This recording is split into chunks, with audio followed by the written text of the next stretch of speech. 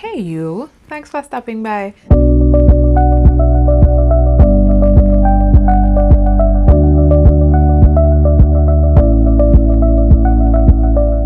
Hey you, welcome to the channel. I'm Beverly and thank you for clicking that thumbnail or clicking on the link that brought you here. Today I want to talk about how I manage it all. And if you're new, you probably don't know what all is, so let me list them out. Traditional job, freelance writer, mommy duties, now mommy slash teacher duties. My significant other lives like an hour away. Yes, it's an hour's drive from my house to his. So as a mother, of course, I have all those duties of cleaning and cooking and washing and all that fun stuff. And as a freelance writer, I sit down in front of my laptop. My traditional job, I work on the road. I work in marketing. So I'm assigned a territory. I work across 4 parishes. I'm a Jamaican living in Jamaica. I should have led with that, right? For those who are just coming here for the first time. So how do I manage all of this? Where am I find time to do anything other than work and be a mommy? Well, COVID helped with that. As you know, COVID kind of just grounded all of us for a while. And the honest to God truth is that I've always been a homebody. So I'm not too bothered by the fact that I have to spend more time at home now. There are times when I would like to go out and chill. In Jamaica, we have curfew, so you have to be off of the road. Well, currently, we have a curfew and you have to be off the road by 9 p.m. How I managed it all is, I'm not gonna lie to you. For one, my traditional job is flexible. I have a certain amount of calls or stops that I'm supposed to do per day. And once I get those done, I'm good. Understand? So it's not like I'm tied to a particular task or a particular position or location for a full 8 hours. So what I do is I plan. People that know me personally will know my little book, my handy dandy planner. So I just have this little planner. It has monthly pages and it has weekly pages. So my weekly pages, I'm gonna put a picture up there. So I get crazy in my planner. One of those people, I'm a book nerd. So I have, like, at my desk right now, I have this, my planner, 2, 3, 4, 5, 6, 7. I have 7 books. 7 books? 7. Let me show one of them. This one, that's 3, right? 4, 5, 6, 7, 8, and I have a habit tracker pad. So and I also have a folder, but let's not talk about that. Let me show you the folder. All of these are on my desk. All right, so the point of this video is planning. Planning is how I keep it all together. So you might be asking, so Beverly, isn't planning like a whole other added task, something else for you to do? It is something else for me to do. However, I do enjoy doing it, and it kind of just, it's one of those things that kind of calm me, if that makes sense. So every Sunday I sit down with my planner. I also have a desk calendar, so I use that as well for bigger things, major things that I just want to glance on the calendar and know that they're there and they need to be done. I'll put on those, like my bills, if I have any goals for the month, if I have any appointments, like medical appointments or anything like that. That sort of stuff will go on the calendar on the desk, so that I can just look at it and know that, oh, that's going on, that's the major event for today, or that's the major task for today. Stuff like that. Yeah. So planning, it takes me, I don't sit down, and then I don't plan for the whole week on Sunday. So I'll start out on Sunday. What I'll do is I'll start with an empty spread. Let me just come over here a little bit because I'm gonna be inserting things on the screen and I just want to leave space for you to see them. So I'll start with the first spread. I think it's pretty and it makes me look forward to going into the planner. Anyhow, I also use colored pens and highlighters and all that stuff because I feel more involved in the process and it makes me want to do it more, and I'm more likely to stick to the plan when I'm doing all of that. Some people are different. They just want a streamlined thing. They just want a to-do list, and that's fine. However, I want more than that. I want it to be pretty. So I start on Sunday and I'll put in there some things that I always do. Like for the most part, Friday is always a supermarket day. So I'll section off a part for Friday, and that'll be the groceries. Yeah. So Friday may also be a banking day, depending if it's not the end of the month or it's not the beginning of a month. Those times I can't deal with the ATM on a Friday. But in the middle of the month, I'll do the bank on a Friday.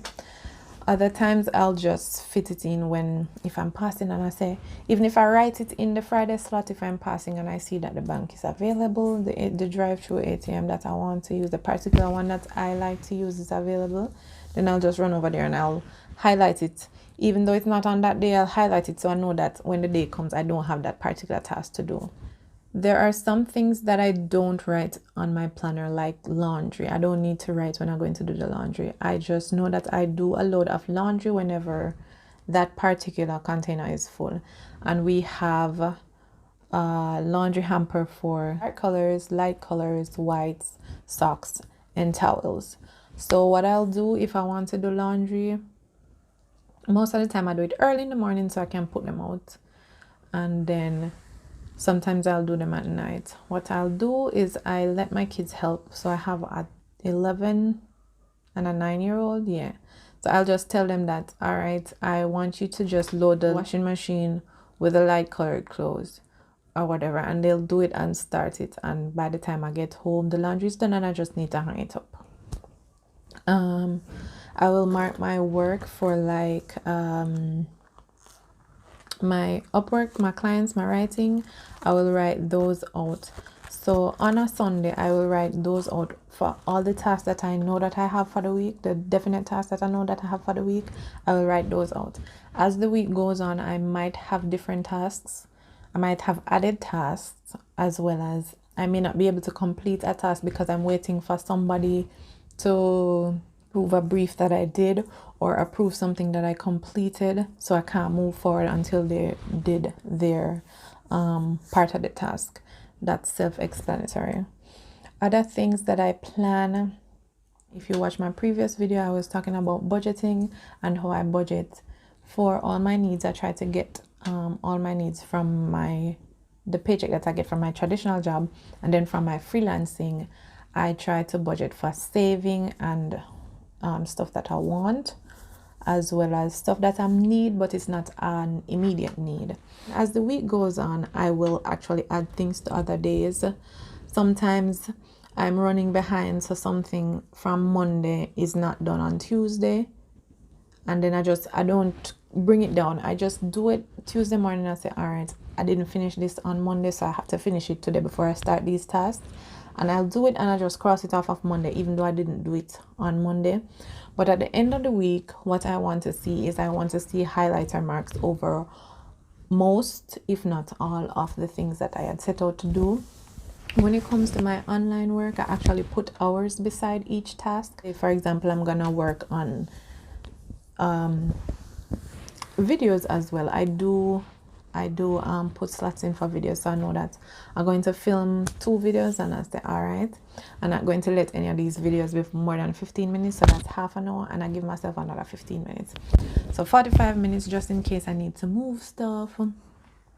If we need to figure out the lighting, like right now I'm casting a shadow because this light over here is not on, so I have a light here, a light there, and this one is not on, so I'm casting a shadow because this one, the switch broke. I have it plugged into a smart outlet, but the internet is misbehaving, so now I can't turn it on because the outlet is not connected to the internet. It can't come on. Isn't it unfortunate? Anyhow, but I had to do this, so I just had to do them, and hopefully the shadow is not distracting you. So I do things like that in my planner. and it helps me to stay on top of things. So I try to get everything in for the week by Friday, and then on Saturday and Sunday I do sometimes do work, but I try to keep it at a minimum so that I can have some amount of lifetime, me time, family time. But you can just buy a little planner. It don't have to be anything fancy. You can just buy a regular notebook. One of the books that I showed you is actually, this is a regular notebook, and I use it for my budgeting stuff. So that's why it's on the desk. If you can plan, I mean, when you just start planning, you know, you're going to see that. Don't get frustrated if you're not hitting the goals that you want to hit for the week, because it takes some getting used to. And my habit tracker is something that I use to see my patterns. So from using this habit tracker, what I find is that the tasks that I put up in the morning, the morning section, I find that most of the time those I will do probably 80% of those tasks for the week. And then I find that the tasks that I leave for later on, like the tasks like after 6 p.m. tasks, most of the time it's them one day get left behind. So for me, that tells me, after using this habit tracker for a while, it tells me that I am better at doing some things in the morning. And there's some things that I'm better at doing in the evening, to be honest, like exercising. Put some music on, put on my headphones, and I just walk. Sometimes I jog. And yes, I do it around the house and I get in my steps. I'm a burst a little sweat. I'm gonna sit down, I'm gonna drink some water, and then I go shower. But here I am rambling again. Planning is superb. It's a great way to stay on top of things and to wear all your hats. If you do not plan, start planning. I'll leave a link down below to my favorite planner. Well, the 2021 version. I know it's a good time. It's November. It should be November when I'm posting this. So it's a good time for you to get your planner. Some of these planners will start like June, July, and then some of them will do, so it's going to be like July 2020 to July 2021. And then there are those that do January to December. And then you'll find some that do like August to the December the next year. I like the January to December ones because I just said the year start January and done December. Don't overcomplicate the matter. But get you a little planner. This one, I like it. I don't remember what size it is, but it's small. I think it's like 6 by 8 or something like that. And I can walk around with it. I can take it everywhere that I go. So get yourself a little planner, or as I said, you can get a little notebook, and you just every day you just write your to-do. You can start with a to-do and then you graduate into planning as you get more comfortable with it. All right guys, so that's it for me in this video. Thank you so much for spending this time with me, and you will see me in the next one.